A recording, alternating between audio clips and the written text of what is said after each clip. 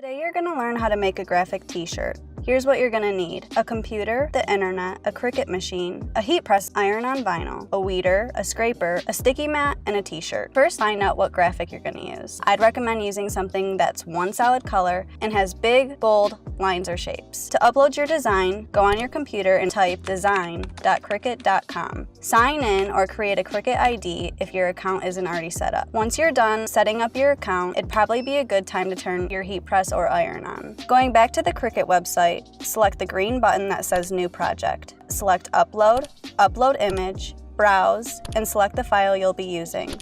Next, under Image Type, select the Simple option.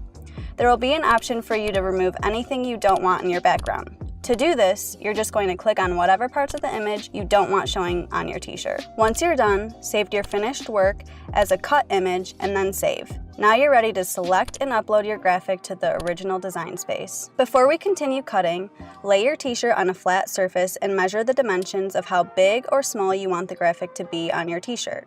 Adjust your image size by typing it in the dimension bar at the top of the screen and continue to the next page. If you want your image to appear exactly as it is on your t-shirt, it's essential to turn on the mirror selection. This is an important step, especially if you're using text. Take the vinyl and stick it with the shiny side down and cover the entire mat. Use the scraper to remove any bubbles and try to avoid wrinkling any parts of the vinyl. Load the mat into the Cricut and press the blinking double-sided arrow. Now, press the blinking C button and watch the Cricut do its magic. Remove the vinyl from the mat and use the weeding tool to peel away any unwanted vinyl. Place the vinyl on your t-shirt and apply heat for about 15 seconds. Let it cool for 5 seconds and repeat the 15-second process. Slowly remove the clear plastic from the t-shirt. Now, go and enjoy your new custom-made t-shirt.